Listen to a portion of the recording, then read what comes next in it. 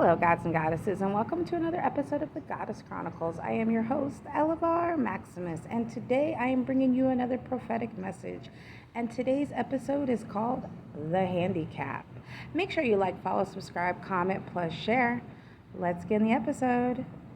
So we've all heard that saying, if you fail to learn a lesson, you are bound to repeat it. Well, I had that experience yesterday. I had a bit of deja vu. So let me tell you what happened. So yesterday I was walking and I wasn't paying attention, and I knocked into a lady that had a walker. And she said, "Hey," in a very grumpy voice to me. Realizing my mistake, I turned around and I said, "Dear sister, I'm sorry. Please forgive me."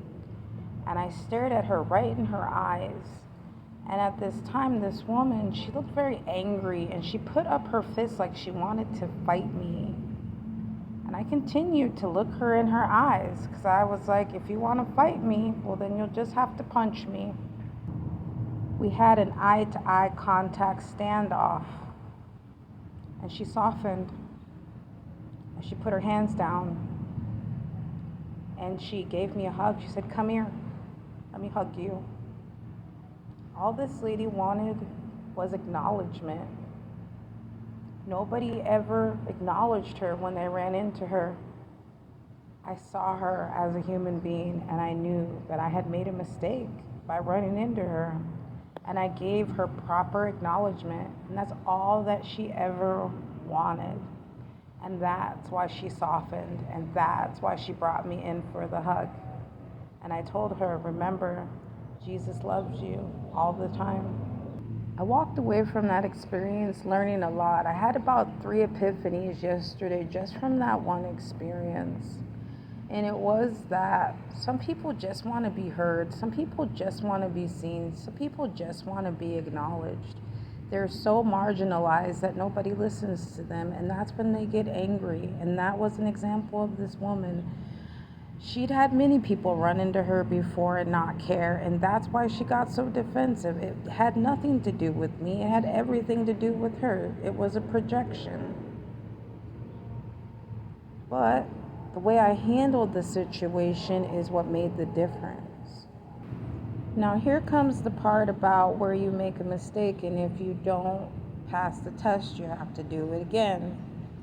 I realized some months earlier I had actually done the same thing. I had run into a person with a walker. And I did say, "Excuse me," but it was very passe. "Excuse me, sorry." And then I kept it moving. Let's just be honest. We as humans, we have these interactions every day, and we say, "Sorry." Are we really sorry? Probably not. Most of the time, not really. Was I sorry? Maybe a little bit. Did I ever really even think about it again? Not until today. Not until it happened again. Not until I was faced with my own shadow again and how rude I was. The last lesson I learned out of this was just basic human kindness.